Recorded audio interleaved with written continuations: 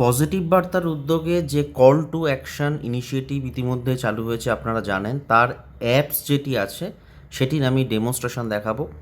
একটি user friendly apps, এটিকে use করে আপনারা যে কোনো রকম সমাজসেবামূলক কাজে অংশগ্রহণ করতে পারেন এবং এটাকে ইউজ করে আপনারা কিন্তু উপার্জনও করতে পারেন।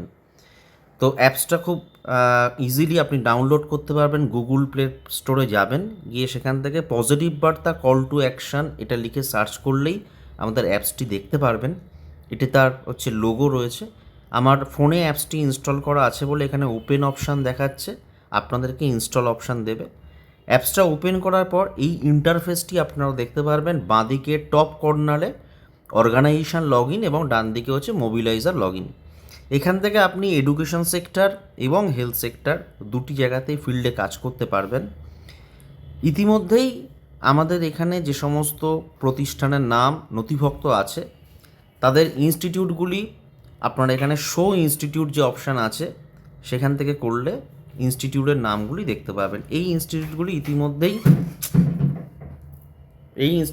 ইতিমধ্যেই এখানে নামগুলি শো করছে, তারা নাম নথিভুক্ত করেছে।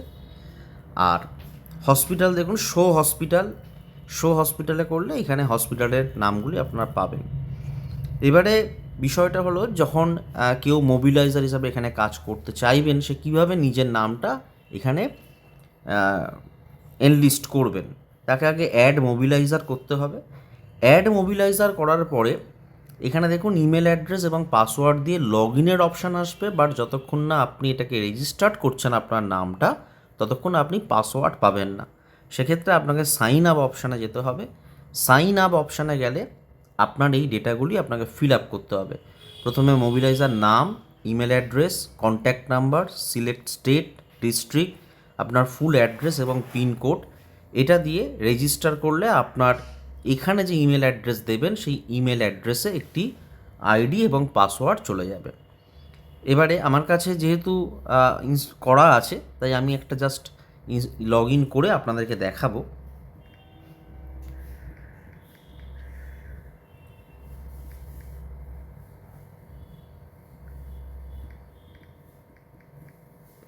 bbtikisco@gmail.com এবং পাসওয়ার্ড যেটা আপনাদের মেলে যাবে সেই পাসওয়ার্ডটা এখানে দিতে হবে।